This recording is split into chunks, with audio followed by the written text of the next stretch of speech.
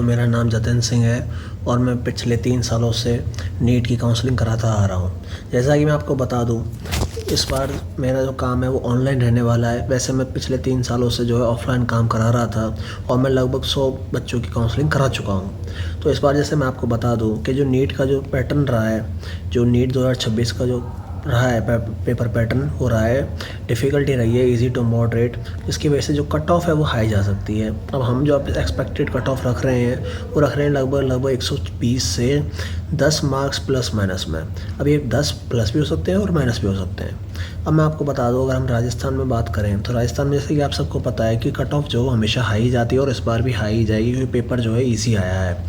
अब पहले हम बात करते हैं राजमहल मेडिकल कॉलेजेस की। राजमहल मेडिकल कॉलेज का जो सिस्टम है वो ये है कि उसमें 50% जो सीटें होती हैं वो गवर्नमेंट सीटें होती हैं और 50% जो सीटें होती हैं वो मैनेजमेंट सीटें होती हैं। तो जैसा कि हम बात कर रहे थे राजमहल मेडिकल कॉलेजेस की, तो राजमहल मेडिकल कॉलेज में 50% जो सीटें हैं वो गवर्नमेंट सीटें हैं और 50% मैनेजमेंट सीटें हैं। 50% जो गवर्नमेंट सीटें हैं उन पर कट ऑफ जो है वो हाई रहने वाली है इस बार, और मैनेजमेंट सीटों पे भी कट ऑफ वैसे वो ज़्यादा कम नहीं रहने वाली, वो भी थोड़ी बहुत ही कम रहेगी, जिसको हम स्लाइटली लो बोल सकते हैं। फ़ीस की अगर हम बात करें तो अप्रॉक्स 1 लाख फ़ीस है।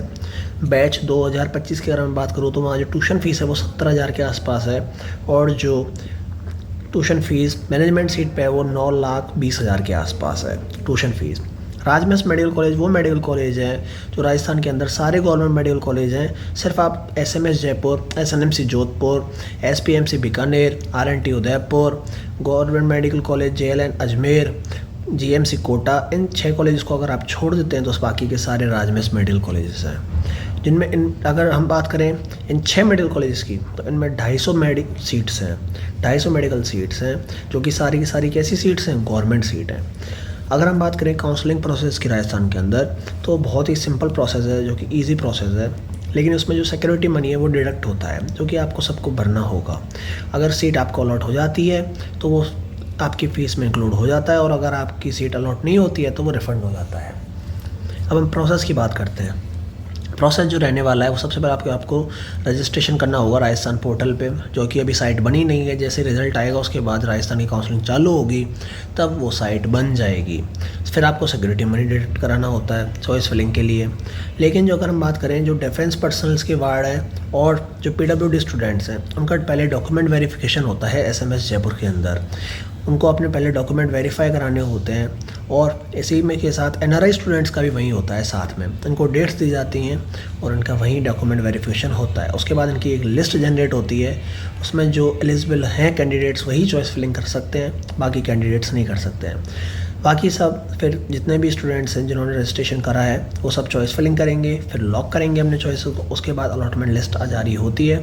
अगर अलॉटमेंट लिस्ट में आपका अलॉटमेंट हुआ है तो आपको अपना अलॉटमेंट लेटर डाउनलोड करना है, और उसके बाद आपको एसएमएस जयपुर के अंदर अपने अलॉटेड कॉलेज की बेंच पर एडमिशन कराना है। वहाँ आपको अपने डॉक्यूमेंट वो सबमिट करने होते हैं और अपनी सीट को लॉक करना होता है। अब मैं बात करता हूँ डिफेंस कोटा जो राजस्थान में है। तो डिफेंस कोटा के अंदर नंबर ऑफ़ सीट जो है वो लगभग 30 के आसपास है। अब इन 30 सीट्स में अगर हम बात करें तो 30 में से जो 22 सीटें हैं वो तो जाती हैं आपकी डिफेंस पर्सनल्स के लिए, जो आर्मी, एयरफोर्स, नेवी के पर्सनल्स हैं। इन्हीं के साथ जो 8 सीटें हैं वो लगभग जाती हैं पैरामिलिट्री पर्सनल्स के लिए, जो CRPF, CISF, BSF, Assam rifles, इनके जो पर्सनल्स हैं। इसमें क्या होता है, इसमें रेशियो होता है 1:4 का। अगर 4 सीटें डिफेंस पर्सनल्स के लिए जाएंगी तो 1 सीट जो है वो पैरामिलिट्री पर्सनल्स के लिए जाएगी। अब इसमें जो मोस्ट इंपॉर्टेंट बात है जो याद रखने वाली है वो ये है कि 50% सीटें जो हैं वो फीमेल कैंडिडेट्स यानी जो लड़कियां हैं उनके लिए रिज़र्व हैं। मतलब चाहे वो किसी भी प्रायोरिटी की हों, चाहे वो फर्स्ट प्रायोरिटी की हों, सेकंड प्रायोरिटी की हों, 50% सीटों पर वही आनी है। तो मतलब 22 सीटों में से 11 सीटें जो हैं उन पर फीमेल आनी ही आनी है, और इनमें से 8 सीटों में से 4 सीटों पर जो है फीमेल कैंडिडेट आनी ही आनी है।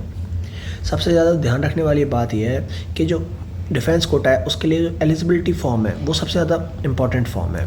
ये आपको साइन कराना होता है पहले अपने जिला सैनिक बोर्ड से, उसके बाद आपको राज्य सैनिक बोर्ड से। ये बताता है कि आप किस प्रायोरिटी में हैं। मैं आपको बता दूं, एलिजिबिलिटी फॉर्म जो होता है वो ये होता है। इसमें यहाँ आपको अपना नाम लिखना है, फिर आपको बताना है यहाँ पे फादर का नंबर, रैंक, उनका नाम, वो इंडियन नेशनल है, ठीक है। उसके बाद अपनी डेट ऑफ बर्थ बननी है, यहाँ पे अपना पासपोर्ट साइज़ फ़ोटो लगाना है। फिर इसमें जो है आपका जिला सैनिक बोर्ड, आपको यहाँ टिक नहीं करना है, जिला सैनिक बोर्ड आपको टिक करके देगा कि आप किस प्रायोरिटी में आते हैं। फर्स्ट प्रायोरिटी होती है वो डिफेंस वार्ड्स की होती है, जो शहीद हैं उनकी। सेकंड प्रायोरिटी उनकी होती है जो कि किसी एक्शन के दौरान, किसी लड़ाई के दौरान या फिर किसी ऑपरेशन के दौरान जिनके चोट लग गई और वो आर्मी से अब नहीं है, आर्मी के अंदर वो रिटायर्ड आ गए हैं, तो ये उसमें होते हैं। फिर थर्ड प्रायोरिटी वो होती है जो मतलब ड्यूटी के दौरान ख़त्म हो गए हैं, शहीद नहीं मानते ये लोग इनको ये लोग फिजिकल कैजुअलिटी में देते हैं, तो ये होती है। फोर्थ प्रायोरिटी वो है जिनको आर्मी से किसी चोट लग जाने के कारण या किसी के कुछ हो जाने के कारण जिनको आर्मी से निकाल दिया गया है, वो प्रायोरिटी 4 में आते हैं। प्रायोरिटी 5 जो होती है वो होती है उनके लिए जिनको गैलेंट्री अवार्ड है, जैसे परमवीर चक्र, अशोक चक्र, वीर चक्र, ये जो चक्र जिन्हें मिले हुए हैं उनके लिए है। 6 प्रायोरिटी जो है वो ये है कि जो एक्स सर्विस मैन है उनके लिए है। 7th प्रायोरिटी जो है वो वाइफ्स और जो बच्चे हैं वार्ड्स उनके लिए है, जो कि क्या है, जैसे डिफेंस पर्सनल जो डिसेबल हो गए एक्शन के दौरान उनकी वाइफ, और जो डिसेबल आर्मी से निकाल दी गई उनकी वाइफ, एक्स सर्विसमैन उनके बच्चे। ये 8वीं जो प्रायोरिटी है वो है वार्ड्स ऑफ सर्विंग पर्सनल जो आर्मी के दौरान अभी कार्यरत हैं उनके बच्चे। और 9वीं प्रायोरिटी जो है वो उनकी है जो बीवियां हैं, जो पत्नियां हैं सर्विंग पर्सनल्स की, उनके लिए। फिर यहाँ आपको अपनी वो भरनी है कि आपके जो भी वो है डॉक्यूमेंट्स की जो है, फिर आपको अपनी प्रायोरिटी यहाँ वो फिल करके देगा जिला सैनिक बोर्ड, वो अपनी यहाँ स्टैम्प लगा के देगा, फाइल नंबर और ये सब, और यहाँ अपनी मोहर लगा के देगा। उसके बाद ये काउंटर साइन होने जाता है।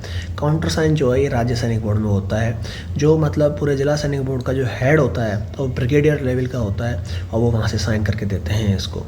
अब मैं आपको बता दूँ जो 5th, 7th, 8th और 9th जो प्रायोरिटी है, अगर आप उनके अंदर आते हैं तो आपके लिए ये जो काउंटर साइंड है या फिर ये जो भी है साइन जो होना है, ये कहाँ से होना है, ये आपके यूनिट से, आपके CO या फिर OIC रिकॉर्ड इसको साइन करके देंगे, जो कि कहाँ है, दिल्ली में है, या फिर आपका जो यूनिट हेडक्वार्टर है वहाँ से होके देगा ये आपका।